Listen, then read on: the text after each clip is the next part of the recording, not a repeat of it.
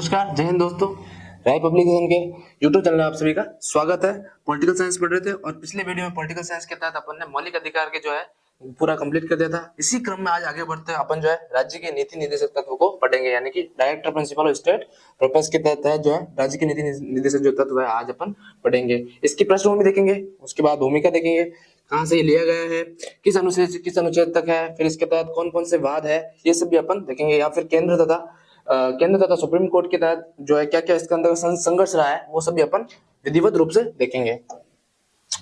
तो आज अपन पढ़ेंगे राज्य के नीति निर्देशक तत्व। ठीक है, सबसे पहले इसका जो है अपन देखेंगे संवैधानिक उपबंध, यानी कि ये संविधान में कहाँ लिखित है।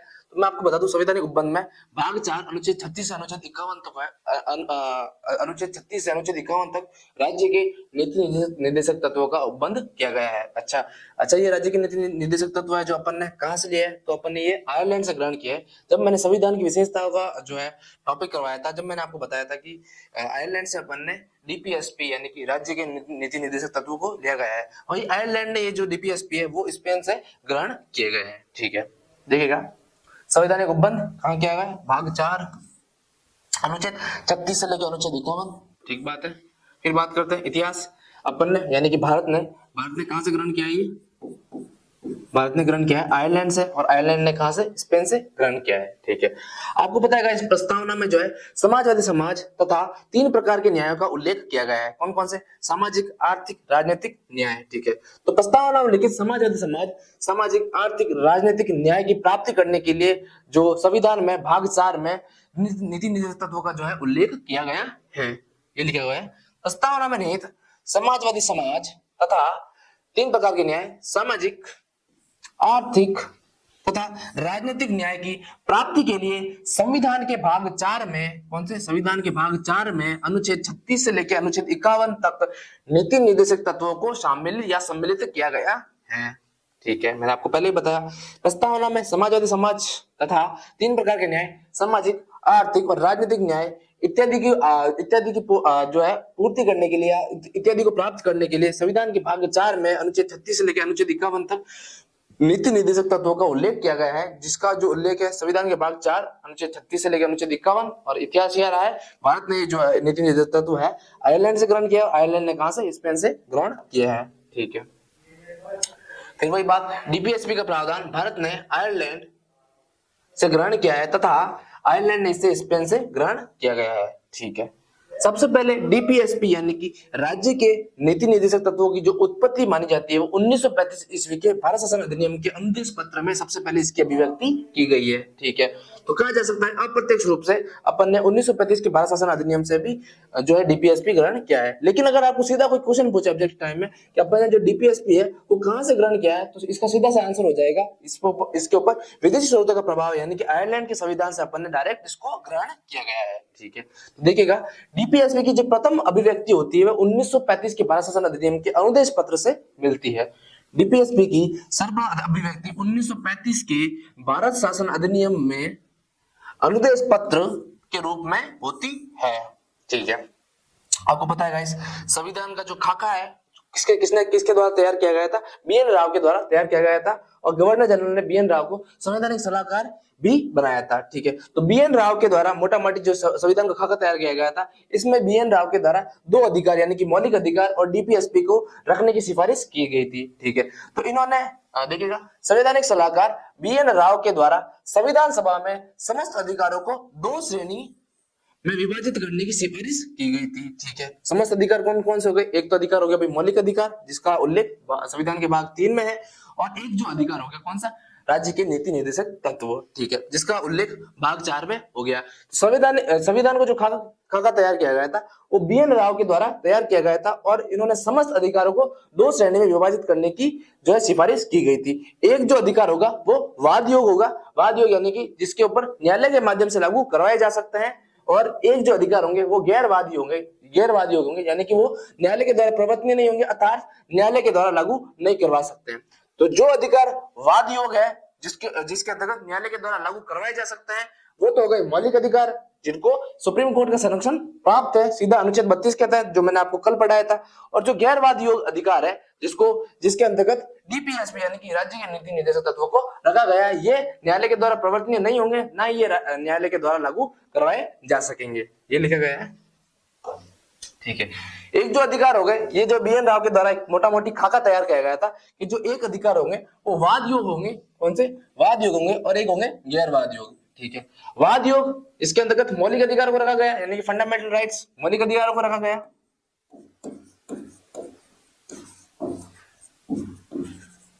ठीक है, और गैरवाद योग में डीपीएसबी यानी कि राज्य के नीति निर्देशक तत्वों को रखा गया।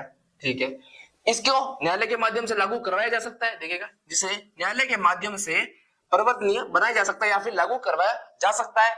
फिर बात करते हैं वो गैरवाद योग क्या है, जिसको न्यायालय के माध्यम से प्रवर्तनीय या लागू नहीं करवाया जा सकता है, जिसे न्यायालय के माध्यम से प्रवर्तनीय नहीं किया जा सकता या फिर लागू नहीं करवाया जा सकता।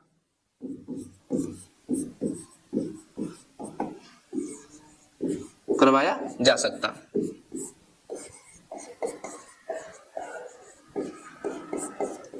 तो बीएन राव के द्वारा संवैधानिक यानी संविधान खाका तैयार किया गया था। समस्त अधिकारों को दो भागों में विभाजित करने की सिफारिश की गई थी। कौन से? वाद योगी और गैरवाद योगी। वाद योग के अंतर्गत फंडामेंटल राइट्स यानी कि मौलिक अधिकारों को रखा गया, और गैरवाद योग के अंतर्गत डीपीएसपी यानी कि राज्य के नीति निर्देशक तत्वों को रखा गया। इनको फंडामेंटल राइट्स को न्यायालय के माध्यम से लागू करवाया जा सकता है, जबकि डीपीएसपी को न्यायालय के माध्यम से लागू नहीं करवाया जा सकता है। ठीक है, तो इन दो भागों में विभाजित करने का जो सिफारिश की गई थी वो बीएन राव के द्वारा की गई थी, जबकि डीपीएसपी को संविधान के अंदर सम्मिलित या उसको बनाने का जो श्रेय है वो तेज बहादुर सप्रू को दिया जाता है। फिर से मैं रिपीट करवा दूं, इसको दो अधिकारों को दो भागों में विभाजित करने की जो सिफारिश है वो तो बीएन राव के द्वारा की गई थी, लेकिन डीपीएसपी को संविधान में सम्मिलित करने या डीपीएसपी को संविधान में उल्लेखित करने का जो श्रेय है वो तेज बहादुर सप्रू को दिया जाता है। देखिएगा, संवैधानिक सलाहकार बीएन राव द्वारा डीपीएसपी की सिफारिश की गई तथा तेज बहादुर सप्रू के द्वारा इसके प्रारूप का निर्माण किया गया, यानी कि डीपीएसपी को संविधान में लिखने या उसके प्रारूप का जो निर्माण करने का जो श्रेय दिया जाता है वो तेज बहादुर सप्रू को दिया जाता है। किसकी सिफारिश पर? बीएन राव की सिफारिश पर दिया जाता है। ठीक है, तो आप समझ गए होंगे। ठीक है, अब इसकी महत्ता बताते हुए दो महापुरुषों के स्टेटमेंट कोट करता हूं। जैसे कि मैं हर एक टॉपिक के ऊपर महापुरुषों के स्टेटमेंट को कोट करता हूं, जिसको आपको जो है मेंस में लिखने के लिए क्या आसानी रहे, इसके तहत मैं आपको बताता हूं मेंस में लिखने के लिए, या फिर आपको क्या कहते हैं ऑब्जेक्टिव टाइप क्वेश्चन में भी इन महापुरुषों का कथन पूछा जा सकता है। भीमराव अम्बेडकर ने डीपीएसपी को संविधान की अनोखी विशेषता माना है। क्या माना है? अनोखी विशेषता माना है। किसके द्वारा माना गया है? डॉक्टर भीमराव अम्बेडकर, भारत रत्न भीमराव अम्बेडकर ने डीपीएसपी को संविधान की अन्य अनोखी विशेषता माना गया है, जबकि गॉडविन आइंस्टीन ने इसको डीपीएसपी को राज्य की आत्मा की संज्ञा दी है। क्या दी है गाइस? आत्मा की संज्ञा दी है।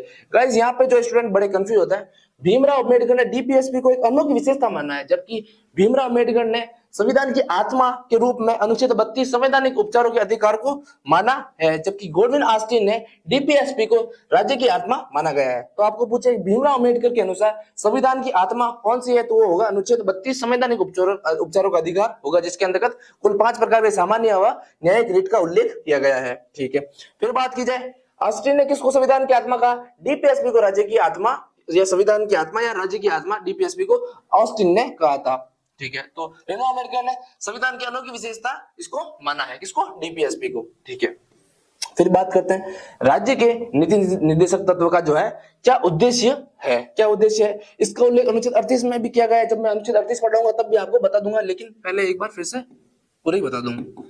अनुच्छेद 38 में जो है डीपीएसपी के उद्देश्य का उल्लेख किया गया है। डीपीएसपी का उल्लेख है एक लोक कल्याणकारी राज्य का निर्माण करना तथा समाजवादी समाज की स्थापना करना। ठीक है, फिर बता दूं अनुच्छेद 38 जिसके अंतर्गत उसका डीपीएसपी राज्य के नीति निर्देशकों का जो है उद्देश्य लिखित किया गया है, यानी कि बताया गया है। इसके अंतर्गत इसका उद्देश्य है एक लोक कल्याणकारी राज्य की स्थापना करना और समाजवादी समाज की स्थापना करना। देखिएगा, इसका प्रमुख उद्देश्य भारत में लोक कल्याणकारी राज्य तथा सामाजिक आर्थिक प्रजातंत्र को स्थापित करना है या फिर समाजवादी समाज की स्थापना करना इसका प्रमुख उद्देश्य है। ठीक है, तो उद्देश्य इसका क्या है? इसका मुख्य उद्देश्य लोक कल्याणकारी राज्य की स्थापना करना तथा सामाजिक व आर्थिक प्रजातंत्र को स्थापित करना इसका मुख्य उद्देश्य है, जिसका उल्लेख अनुच्छेद 38 के अंतर्गत भी विदित किया गया है। ठीक है, अब अपन ने डीपीएसपी की क्या है उद्देश्य देख लिया। अब डीपीएसपी की प्रकृति देखते हैं। जब मैंने आपको बताया था कि बीएन राव की सिफारिश के आधार पर समस्त अधिकारों को दो भागों में विभाजित किया गया था, एक तो था वाद योग्य और एक गैरवाद योग्य। तो गैरवाद की योग्य के अंतर्गत डीपीएसपी को रखा गया था, यानी कि न्यायालय के द्वारा प्रवर्तनीय नहीं होंगे, अर्थात ये न्यायालय के द्वारा लागू नहीं किए जा सकते। इसका उल्लेख जो है अनुच्छेद 37 के अंतर्गत डीपीएसपी की प्रकृति के तहत भी किया गया है। यानी कि डीपीएसपी की प्रकृति क्या है, वो जिसका उल्लेख जो है डीपीएसपी के भाग 4 में अनुच्छेद 37 के अंतर्गत किया गया है। ठीक है, देखिएगा अनुच्छेद 37 के अंतर्गत डीपीएस की प्रकृति का जो है उल्लेख किया गया है। प्रकृति मैंने बता दिया, ये क्या होंगे, गैरवाद होंगे, न्यायालय के द्वारा प्रवर्तनीय या फिर लागू नहीं करवाए जा सकते, लेकिन जो है ये राज्य के शासन के मूलभूत होंगे। क्या होंगे, राज्य के शासन के मूलभूत होंगे, अर्थात राज्य कोई भी लॉ बनाए, कोई भी कानून बनाए, उनको डीपीएसपी को मद्देनजर रखते हुए भी इनको लागू करवाने का प्रयास किया जाना चाहिए। वरन ये जो है राज्य के लिए बाध्यकारी तो नहीं है, लेकिन मान लो राज्य लोक कल्याणकारी की दृष्टि से कोई भी कानून बनाए, कोई भी लॉ बनाए, तो डीपीएसपी को उसमें समाहित करने का क्या है, प्रयास करना चाहिए, क्योंकि ये शासन की क्या है, मूलभूत है। मैं फिर से बता दूं, ये राज्य के लिए बाध्यकारी तो नहीं है, परंतु राज्य के द्वारा किन स्थिति में कोई अगर कानून बनाया जाए तो उसको डीपीएसपी को लागू करने का प्रयास करना चाहिए, क्योंकि ये क्या है, शासन के मूलभूत है। देखिएगा डीपीएसपी की प्रकृति, जिसका उल्लेख अनुच्छेद 37 के अंतर्गत किया गया है। अनुच्छेद 37 के अंतर्गत डीपीएसपी की प्रकृति का जो है उल्लेख स्पष्ट किया गया है, यानी प्रकृति को स्पष्ट किया गया है। ये न्यायालय में प्रवर्तनीय नहीं होंगे, ठीक है, मैंने भी आपको बताया, क्योंकि ये गैरवादी हो गया, परंतु ये देश के शासन के मूलभूत है तथा राज्य का ये दायित्व अर्थात कर्तव्य कह दो या उत्तरदायित्व है कि वह विधि निर्माण में, कानून के निर्माण में राज्य के नीति निर्देशक तत्व यानी कि डीपीएसपी को लागू करने का प्रयास करे। ठीक है, अर्थात डीपीएसपी राज्य के लिए केवल सलाहकारी होता है तथा डीपीएसपी को लागू कराने के लिए राज्य क्या होता है, बाध्यकारी नहीं होता है, जो मैं आपको पहले ही बता दिया था। ठीक है, अनुच्छेद 38 अंतर्गत राज्य के नीति निर्देशक का उद्देश्य बताया गया था, जिसके अंतर्गत लोक कल्याणकारी राज्य तथा समाजवादी समाज की स्थापना करने का जो है उद्देश्य बताया गया था। अनुच्छेद 37 का संबंध राज्य के नीति निर्देशक तत्वों के प्रकृति संबंधित है, और प्रकृति क्या है, ये न्यायालय के द्वारा प्रवर्तनीय अर्थात लागू नहीं करवाए जा सकते, क्योंकि ये जो है न्यायालय के द्वारा लागू नहीं करवाया जा सकता है, और ये जो है शासन के मूलभूत रहेंगे। राज्य के द्वारा अगर किसी भी विधि का कानून बनाने में इनको समाहित करने का जो है प्रयास करना चाहिए, क्योंकि ये जो है राज्य के लिए बाध्यकारी नहीं है, लेकिन इनको लागू करने का जो है राज्य के द्वारा प्रयास करने चाहिए। ठीक है, आगे बढ़ते हैं। अब जो है अपन डीपीएसपी पढ़ना स्टार्ट करते हैं। इतनी देर अपन ने जो है पृष्ठभूमि देखी, कहाँ से ये ग्रहण किया गया है, कहाँ से कहाँ तो उल्लेखित है, इसकी क्या डेफिनेशन है, इसकी क्या प्रकृति है, इसके क्या उद्देश्य है, ये वापस भी आएंगे, लेकिन अब मैं अनुच्छेद 36 से लेकर अनुच्छेद 51 तक आपको क्रमवार बताऊंगा। पहले आपको मैं बता दूं अभी तक मैंने क्या पढ़ा है आपको। सबसे पहले बताया था संवैधानिक उपबंध, ये कहाँ से लिया गया है, भाग 4 में अनुच्छेद 36 से अनुच्छेद 51। आयरलैंड से लिया, आयरलैंड स्पेन से लिया है। प्रस्तावना में लिखित समाज तथा सामाजिक आर्थिक राजनीतिक न्याय की प्राप्ति करने के लिए संविधान के भाग 4 में अनुच्छेद 36 से अनुच्छेद 51 तक राज्य के नीति निर्देशक तत्वों का जो है उल्लेख किया गया है। ठीक है, डीपीएसपी में प्रावधान भारत आयरलैंड से स्पेन से ग्रहण किया है, सीधी सी बात है। सर्वप्रथम अभिव्यक्ति 1935 के भाषा अनुदेश पत्र में मिलता है। बीएन राव के द्वारा दो अधिकार बनाए गए थे, एक तो था वाद योग और गैरवाद योग। वाद योग में फंडामेंटल राइट्स, गैरवाद योग में डीपीएसपी, और इसका जो मोटा मोटी जो खाका है डीपीएसपी का, वो तेज बहादुर सप्रू के द्वारा तैयार किया गया है। आगे देखा था अपन ने, भीमराव अम्बेडकर ने इसको डीपीएसपी को राज्य के संविधान की अनोखी विशेषता बताया, जबकि राज्य की आत्मा किसने बताया, ऑस्टिन ने बताया था। इसका उद्देश्य अनुच्छेद 38 में, जिसको लोक कल्याणकारी राज्य की स्थापना करना। इसकी प्रकृति, ये गैरवादी होंगे, परंतु ये जो है देश के शासन के मूलभूत होंगे, राज्य को जो इसको लागू करने का प्रयास करवाना चाहिए। ये राज्य के लिए बाध्यकारी नहीं है, जिसका उल्लेख अनुच्छेद 37 में किया गया है। अब अपन वर्गीकरण देखते हैं, वर्गीकरण में क्या क्या है। अनुच्छेद 36 के अंतर्गत डेफिनेशन ऑफ स्टेट दी गई है, यानी कि राज्य की परिभाषा दी गई है, यानी कि राज्य को परिभाषित अनुच्छेद 36 में किया गया, और ये वही डेफिनेशन है जो मैंने मौलिक अधिकार में अनुच्छेद 12 में करवाई थी। तो अनुच्छेद 36 का संबंध राज्य की परिभाषा से है, और राज्य की परिभाषा वही है जो अनुच्छेद 12 में सम्मिलित है। अनुच्छेद 36 पढ़ रहे हैं, इसमें राज्य को परिभाषित किया गया है, यानी कि डेफिनेशन ऑफ स्टेट दी गई है, तथा राज्य का वही अर्थ है जो मौलिक अधिकारों के संबंध में अनुच्छेद 12 में था या है। ठीक है, मैंने तब बताया था, या अभी भी बता रहा हूँ। डेफिनेशन ऑफ स्टेट क्या होगी, केंद्र सरकार यानी कि संसद, राज्य सरकार राज्य विधान मंडल, नगर पालिकाएं यानी कि निगमें, या वह व्यक्ति जो संविधान के तहत आदेश जारी करने का अधिकार रखता है या विधि बनाने या कानून बनाने का अधिकार रखता है, उन सभी को राज्य के अंतर्गत सम्मिलित किया जाता है। मैं फिर से एक बार रिपीट करा दूं, राज्य के अंतर्गत कौन कौन सम्मिलित होता है? केंद्र सरकार अर्थात संसद, विधानमंडल यानी राज्य सरकारें, और नगर पालिकाएं, नगर निगम इत्यादि, और वह व्यक्ति जो संविधान के अंतर्गत लॉ यानी कानून बनाने और आदेश जारी करने का अधिकार रखता है, इन सभी को राज्य के अंतर्गत सम्मिलित किया जाता है। देखिएगा, राज्य, मैं डेफिनेशन ऑफ स्टेट बता रहा हूं आपको। इसके अंतर्गत भारत सरकार तथा संसद, राज्य सरकारें तथा विधानमंडल, सभी स्थानीय निकाय जो मैंने बता दिया, एवं अन्य ऐसे प्राधिकार सम्मिलित होंगे जिन्हें संविधान विधि के अंतर्गत स्थापित किया गया हो, यानी कि लॉ के अंतर्गत स्थापित किया गया हो, तथा इन्हें नियम, कानून बनाने, विधि बनाने, आदेश जारी करने, ऑर्डर जारी करने, उपनियम का निर्माण करने तथा अधिसूचना जारी करने का अधिकार प्राप्त हो, वो जो है राज्य की परिभाषा में सम्मिलित होंगे। मैंने आपको वर्गीकरण पढ़ा रहा हूँ, अनुच्छेद 36 से अनुच्छेद 51 तक पढ़ा रहा हूँ। अनुच्छेद 36 का संबंध राज्य की परिभाषा से, और राज्य की परिभाषा वही है जो अनुच्छेद 12 में। राज्य में कौन कौन सम्मिलित होगा? भारत सरकार यानी कि केंद्र सरकार, संसद, विधानमंडल राज्य सरकार, और सभी प्रकार की स्थानीय सरकारें यानी कि स्थानीय निकाय, और उन सभी में वे व्यक्ति सम्मिलित होंगे जो संविधान के अंतर्गत विधि बनाने, आदेश जारी करने का अधिकार रखते हैं। ठीक है, आगे बढ़ते हैं। अनुच्छेद 37, मैंने बताया था अनुच्छेद 37 का संबंध डीपीएसपी यानी कि राज्य के नीति निर्देशक तत्व के जो है प्रकृति से संबंधित है। प्रकृति क्या है? ये गैरवादी होंगे, यानी कि ये न्यायालय के द्वारा प्रवर्तनीय नहीं होंगे, न्यायालय के द्वारा लागू नहीं करवाए जा सकते, परंतु ये देश की शासन के मूलभूत होंगे जिनको लागू करने का प्रयास राज्य के द्वारा करना ही चाहिए। देखिएगा, अनुच्छेद 37 इसके अंतर्गत ये उपबंध किया गया है कि इस भाग में दिए गए प्रावधानों को न्यायालय के माध्यम से प्रवर्तन नहीं किया जा सकेगा, परंतु ये शासन के मूलभूत सिद्धांत है एवं राज्य का ये दायित्व है कि विधि निर्माण या कानून निर्माण में डीपीएसपी को लागू करने का प्रयास करने। अर्थात अनुच्छेद 37 का जो संबंध है वो डीपीएसपी की प्रकृति से है। डीपीएसपी की प्रकृति,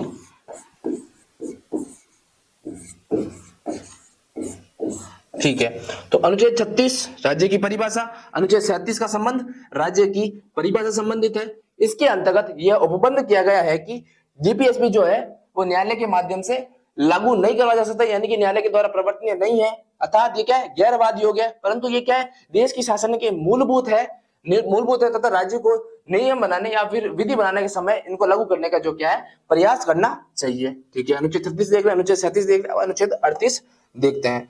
अनुच्छेद 38 का संबंध डीपीएसपी जो उद्देश्य से है, जो मैं आपको पहले ही बता रखा हूं कि डीपीएसपी यानी कि राज्य के नीति निर्देशक तत्वों का जो है उद्देश्य एक ही है कि इसके अंतर्गत लोक कल्याणकारी राज्य की स्थापना करना तथा प्रस्तावना विधित 3 प्रकार के न्याय, सामाजिक, आर्थिक, राजनीतिक न्याय की प्राप्ति करना और समाजवादी समाज की स्थापना करना ही डीपीएसपी की उद्देश्य है। मैं आपको बता दूं, अनुच्छेद 38 का संबंध डीपीएसपी के उद्देश्य से है, और डीपीएसपी का उद्देश्य है लोक कल्याणकारी राज्य की स्थापना करना, ठीक बात है, तथा प्रस्तावना विधित 3 प्रकार के न्याय, सामाजिक, आर्थिक और राजनीतिक न्याय की प्राप्ति करना और समाजवादी समाज की स्थापना करना ही डीपीएसपी का उद्देश्य है, जिसका उल्लेख अनुच्छेद 38 में किया गया है। देखिएगा, इसके अंतर्गत राज्य लोक कल्याणकारी अभिवृद्धि करने के लिए सामाजिक व्यवस्था का निर्माण करेगा। लोक कल्याणकारी राज्य की स्थापना करने के लिए क्या है? सामाजिक व्यवस्था का निर्माण करेगा। ठीक है, राज्य को ऐसी सामाजिक व्यवस्था, ठीक है, सोशल स्ट्रक्चर की स्थापना तथा संरक्षण का प्रयत्न करना चाहिए, जिससे सामाजिक, आर्थिक, राजनीतिक न्याय को सुनिश्चित किया जा सके। जैसा कि मैंने बताया था, अनुच्छेद 38 का संबंध क्या है? डीपीएसपी की उद्देश्य। ठीक है, अच्छा, आपको एक लाइन में पूछा भाई डीपीएसपी का उद्देश्य क्या है? एक लोक कल्याणकारी राज्य की स्थापना करना।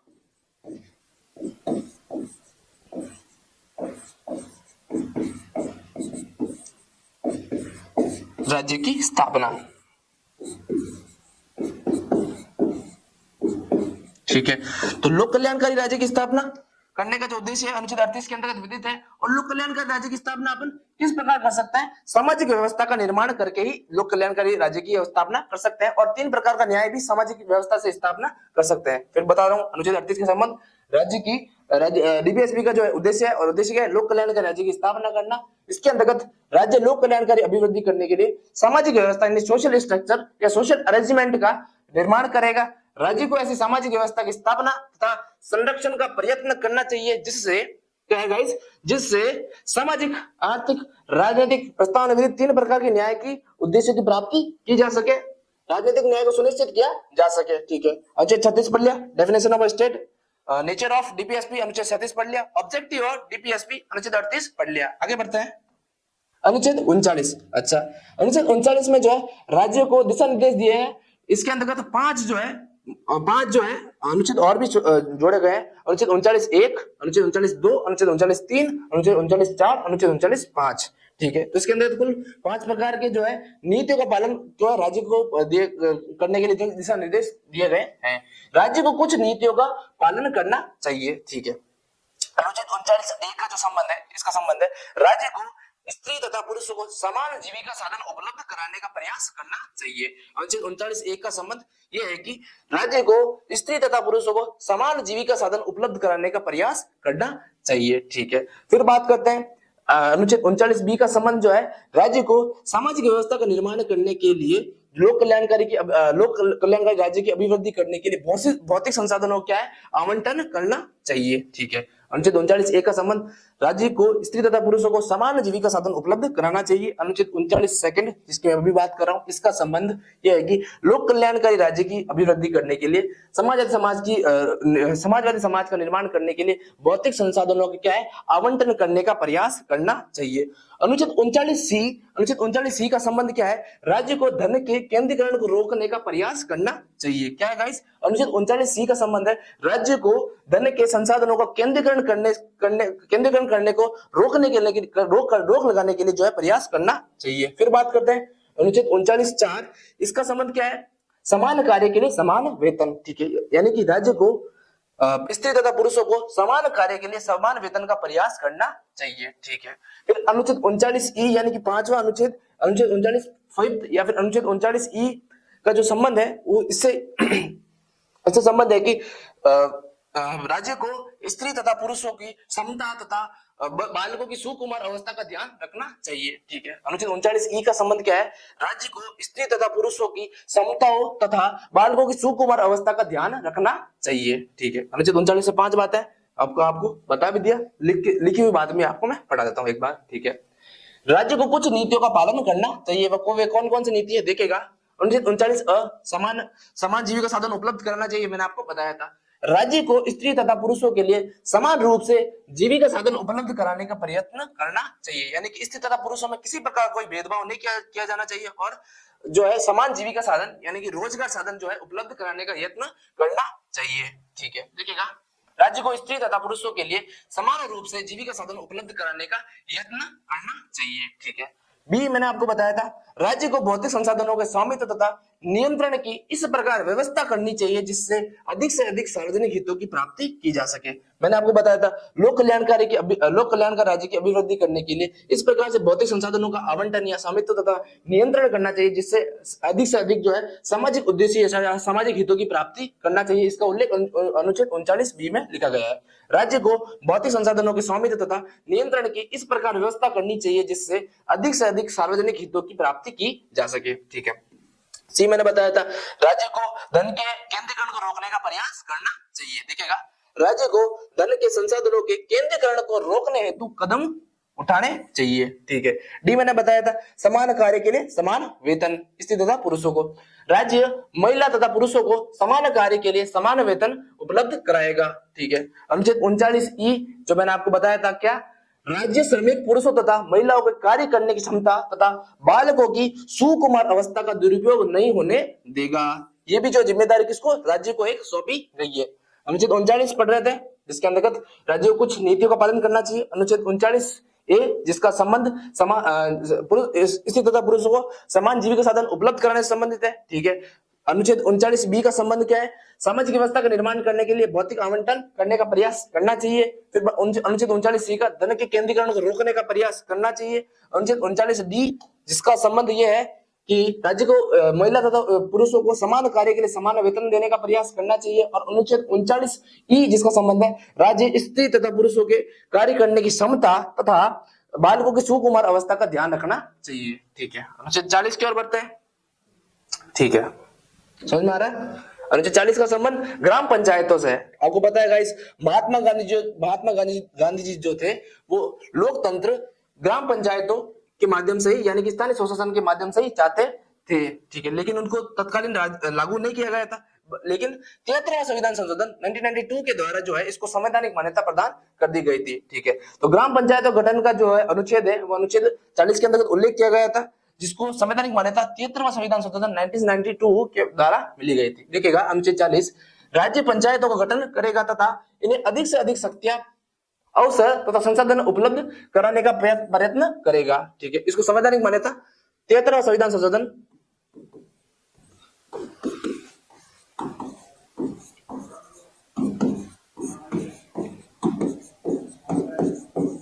1992 के द्वारा मिल गया था।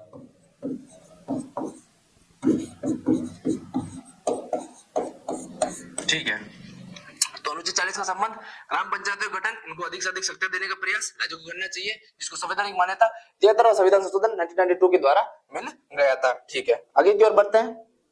अनुच्छेद 41 क्या है गाइस? अनुच्छेद 41 जिसका संबंध है कुछ दशाओं में राज्य में काम प्राप्त करने का अधिकार, शिक्षा प्राप्त करने का अधिकार और लोक सहायता प्राप्त करने का जो अधिकार है वो अनुच्छेद 41 में विधित किया गया है। ठीक है, अनुच्छेद 41 का संबंध कुछ दशाओं में शिक्षा प्राप्त करने का अधिकार, काम प्राप्त करने का अधिकार और लोक सहायता प्राप्त करने का जो अधिकार है अनुच्छेद 41 में विधित किया गया है। देखिएगा फिर से, अनुच्छेद 41 कुछ दशाओं में राज्य से काम प्राप्त करने का अधिकार, शिक्षा प्राप्त करने का अधिकार तथा लोक सहायता प्राप्त करने का अधिकार जो है अनुच्छेद 41 के तहत दिया गया है। आगे बढ़ते हैं। अनुच्छेद 42 जिसका संबंध क्या है? काम की न्यायोचित दशाएं, यानी कि काम की न्यायोचित दशाएं तथा स्त्री प्रसूति के समय अवकाश का जो प्रावधान है वो अनुच्छेद 42 के अंतर्गत किया गया है। यानी कि आप कहीं भी रोजगार करने जाते हो, कारखानों में अगर मान लो सुटेबल कंडीशन नहीं है, यानी कि न्यायोचित दशाएं नहीं है, तो वो जो है अनुच्छेद 42 का जो है उल्लंघन है। यानी स्त्री प्रसूति के समय, चाहे वो संगठित रोजगार हो चाहे असंगठित रोजगार हो, इन सभी में जो है स्त्री प्रसूति के समय जो है 2 या 3 महीने का जो फिक्स जो अवकाश है, मुझे नहीं पता किस विभाग में कितना अवकाश दिया जाता है, लेकिन अवकाश देने का जो प्रावधान है वो अनुच्छेद 42 के अंतर्गत किया गया है। देखिएगा, अनुच्छेद 42 काम की न्याय संगत मानवोचित दशाएं तथा स्त्रियों को प्रसूति के समय सहायता का उपबंध या अवकाश का जो उपबंध है वो अनुच्छेद 42 के अंतर्गत किया गया है। अनुच्छेद 40 सबसे पहले पढ़ा अपन ने, इसका संबंध ग्राम पंचायत गठन से है और इनको अधिक से अधिक शक्तियों को जो देने का जो प्रावधान, इससे अनुच्छेद 40 है और इसको संवैधानिक मान्यता 73वां संविधान संशोधन 1992 के माध्यम से मिला गया था। ठीक है, अनुच्छेद 41 का संबंध कुछ दशाओं में शिक्षा प्राप्त करने का अधिकार, काम प्राप्त करने का अधिकार तथा लोक सहायता प्राप्त करने का जो अधिकार है वो अनुच्छेद 41 से संबंधित है। अनुच्छेद 42 का संबंध क्या? काम की न्यायोचित या मानवोचित दशाएं तथा स्त्री प्रसूति के समय सहायता तथा अवकाश का जो उपबंध है वो अनुच्छेद 42 के अंतर्गत किया गया है।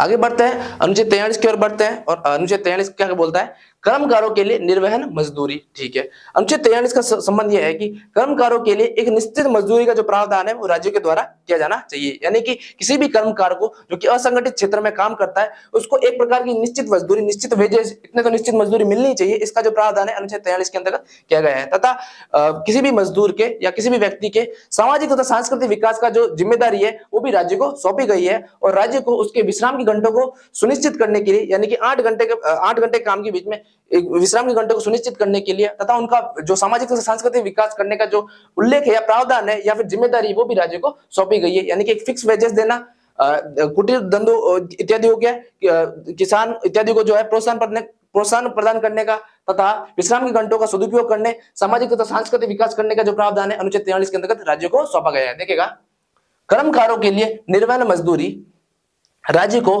कृषि तथा उद्योग धंधों में लगे सभी मजदूरों के लिए उचित वेतन का उपबंध करना चाहिए। एक फिक्स वेतन या फिक्स वेजेस का जो है उपबंध करना चाहिए, उनके द्वारा विश्राम का सदुपयोग किया जा सके, विश्राम के घंटों का सदुपयोग किया जा सके तथा उनके सामाजिक तथा सांस्कृतिक विकास के अवसर उपलब्ध कराए जाने चाहिए। उनके कार्य के घंटों को निश्चित किया जाए तथा राज्य को कुटीर उद्योग धंधों को प्रोत्साहन के लिए प्रयत्न करने का प्रावधान या प्रयास करना चाहिए। फिर मैंने बता दूं, अनुच्छेद 43 का संबंध कर्मकारों के लिए एक निर्वहन मजदूरी का प्रावधान किया गया है। इसके अंतर्गत राज्य को कृषि तथा उद्योग धंधों को प्रोत्साहन करने का प्रावधान करना चाहिए तथा रोजगार के अंतर्गत जो भी व्यक्ति काम करते हैं उनको एक निश्चित मजदूरी की जो है वेतन करने का प्रावधान किया गया है। उनके विश्राम के घंटों को सदुपयोग करना चाहिए तथा उनका सामाजिक तथा सांस्कृतिक विकास जो है सुनिश्चित करने का जो प्रावधान है वो भी राज्य को सौंपा गया है। फिर से पढ़ते हैं एक बार।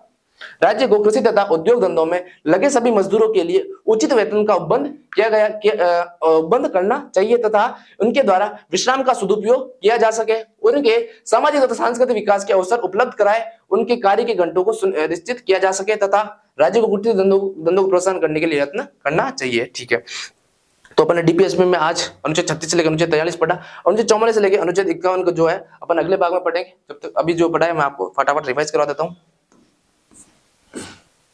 राज्य की नीति तो जो कि आज पहला पार्ट पढ़ा था अपन ने, सबसे पहले अपन देखा था ये जो संविधान उपबंध कहाँ पर किया है, संविधान के भाग 4 में अनुच्छेद 36 से लेकर अनुच्छेद 51 तक किया गया है। ठीक है, ये अपन ने आयरलैंड से ग्रहण किया, आयरलैंड ने स्पेन से ग्रहण किया है। ठीक है, संविधान की प्रस्तावना लेकिन समाजवादी समाज तथा सामाजिक आर्थिक राजनीतिक न्याय की प्राप्ति करने के लिए संविधान के भाग 4 में अनुच्छेद 36 से लेकर अनुच्छेद 51 तक राज्य की नीति तत्वों को जो है उल्लेख किया गया है।